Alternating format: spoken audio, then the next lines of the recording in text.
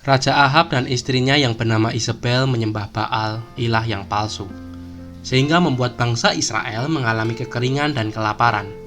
Ahab bahkan mengizinkan pembinasaan semua nabi Allah yang tidak menyembah Baal. Namun Obadya mengambil 100 orang nabi dan menyembunyikan mereka agar tidak dibunuh oleh Ahab. Saat Ahab bertemu dengan Elia, ia berkata kepadanya, "Engkaukah itu yang mencelakakan Israel?" Jawab Elia kepada Ahab, "Bukan aku yang mencelakakan Israel, melainkan engkau dan keluargamu yang telah meninggalkan perintah Tuhan dan menyembah para Baal. Sebab itu, suruhlah mengumpulkan seluruh Israel ke Gunung Karmel, juga nabi-nabi Baal yang 450 orang itu, dan nabi-nabi Asyera yang 400 itu, yang mendapat makan dari meja istana Isabel." Ahab mengirim orang ke seluruh Israel dan mengumpulkan nabi-nabi itu ke Gunung Karmel. Lalu Elia mendekati seluruh rakyat itu dan berkata, "Berapa lama lagi kamu berlaku timpang dan bercabang hati? Kalau Tuhan itu Allah, ikutilah dia. Dan kalau Baal, ikutilah dia." Tetapi rakyat itu tidak menjawabnya sepatah kata pun. Lalu Elia berkata kepada rakyat itu, "Hanya aku seorang diri yang tinggal sebagai nabi Tuhan. Padahal nabi-nabi Baal itu ada 450 orang banyaknya.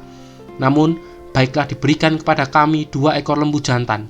Biarlah mereka memilih seekor lembu, memotong-motongnya, menaruhnya ke atas kayu api, tetapi mereka tidak boleh menaruh api.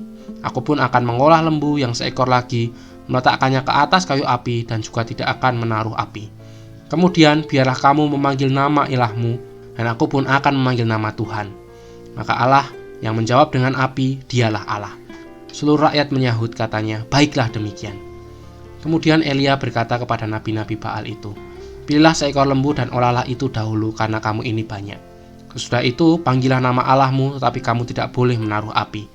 Mereka memanggil lembu yang diberikan kepada mereka, mengolahnya, dan memanggil nama Baal dari pagi sampai tengah hari. Katanya, "Ya Baal, jawablah kami." Tetapi tidak ada suara, tidak ada yang menjawab.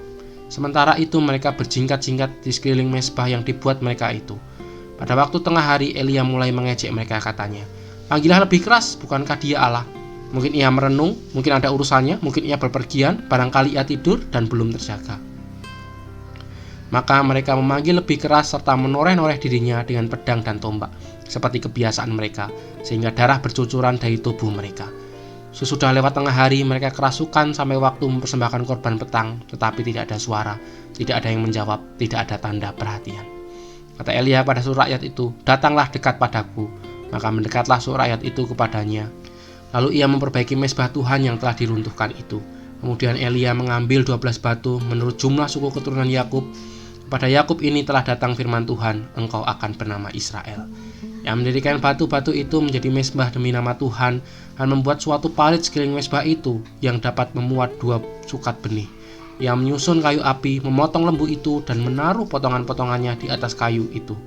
Sudah itu ia berkata, "Penuhilah 4 buyung dengan air dan tuangkan ke atas korban bakaran dan ke atas kayu api itu." Kemudian katanya, "Buatlah begitu untuk kedua kalinya." Dan mereka berbuat begitu untuk kedua kalinya. Kemudian bertanya, "Buatlah begitu untuk ketiga kalinya." Dan mereka berbuat begitu untuk ketiga kalinya, sehingga air mengalir sekeliling mezbah itu, bahkan parit itu pun penuh dengan air. Kemudian pada waktu mempersembahkan korban petang, tampillah Nabi Elia dan berkata, "Ya Tuhan Allah Abraham, Ishak dan Israel, pada hari ini biarlah diketahui orang bahwa Engkaulah Allah di tengah-tengah Israel, dan bahwa aku ini hamba-Mu, dan bahwa atas firman-Mu lah aku melakukan segala perkara ini. Jawablah aku, ya Tuhan, jawablah aku, supaya bangsa ini mengetahui bahwa Engkaulah Allah, ya Tuhan, dan Engkaulah yang membuat hati mereka bertobat kembali." Lalu turunlah api Tuhan menyambar habis korban bakaran, kayu api, batu, dan tanah itu.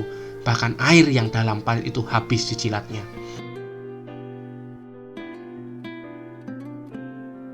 Ketika seluruh rakyat melihat kejadian itu, sujudlah mereka serta berkata, "Tuhan dialah Allah. Tuhan dialah Allah."